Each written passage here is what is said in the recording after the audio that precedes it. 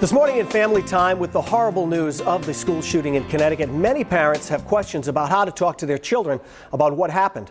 While situations like these are uncommon, when a tragedy happens on this scale, it's important to remember that it can affect kids. And joining us this morning with more tips about how to talk to your children in the wake of the Sandy Hill school shooting is Dr. Susan from the Family Services of Rhode Island. Good morning. Thank you for being here today. Good morning, Will. I'm glad to be here. First thing, this is obviously a horrible, horrible thing that happened in Connecticut. Something that we pray will never happen ever again. How do we talk to kids if you have kids? I have two kids at home who had a lot of questions. What do we do? I know a lot of parents are asking that question, and there's actually some media coming out talking about it. Well, the first thing I want to say is that parents need to handle it in their own way. There is no one right way or wrong way, so I don't want parents to feel like they're doing something wrong. But with that said, I think it's important to think about all of our kids have had exposure to this. It's not like they don't know what happened. So we want to acknowledge that a terrible thing has happened and that there are lots of people around them, and the schools and the police are working very hard to keep them safe. Right now, the kids are mostly concerned about safety. Down the road, there will be questions, and for some of the kids, I think they will have more serious effects depending on their experience that we want to pay attention to. One of the things that you said in the tips is limit exposure to media sources. There's so many kids are on Facebook, their iTouches, they're sending messages back and forth. How do you keep those kids away from it and not read some of the graphic stuff that is out there?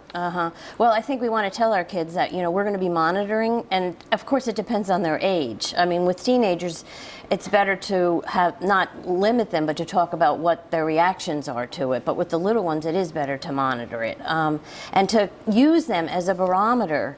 Find out, watch and pay attention, be close to them, especially during this week that's coming out now. One of the other things, make time to talk. Right, make time to talk, and not only talk, but listen. I think it's actually more important to say make time to listen. Find out what they're thinking about, what their worries are, what their fears are, because a lot of times kids have thoughts in their minds that we don't know they're thinking, so we need to find that out so we can correct their misperceptions and reassure them.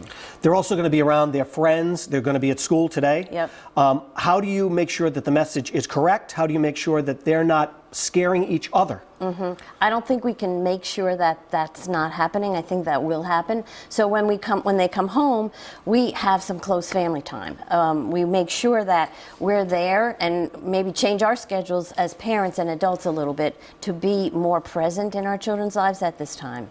You also say make sure that you continue on with your routine, as tough as that is. We see a lot of people around here today. Everybody has that heavy heart today. Absolutely. And just feeling very down today because of all of this news that's coming out. Those are very important points. And I just want to say that at Family Service of Rhode Island, where I work, we actually have services, I would like to mention this, for kids, counseling services and families, if issues continue to exist for families, because we are a trauma center.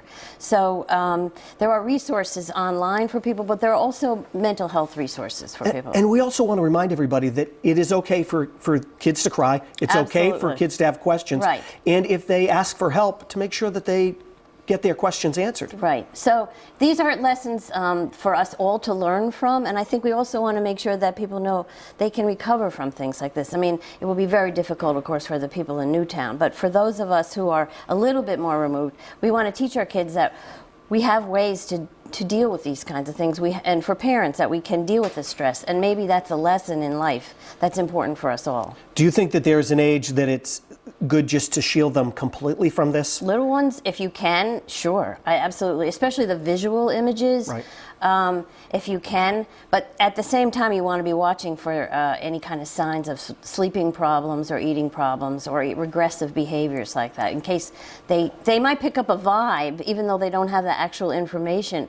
Just as you say, we're all walking around with a heavy heart, and they know something is different. Right. Well, thank you for coming in. Thank you very much. We'll post all this information online. Thanks very much. So that you can find out all of this information. And if you do want more of these tips, you can head to our website, WPRI.com.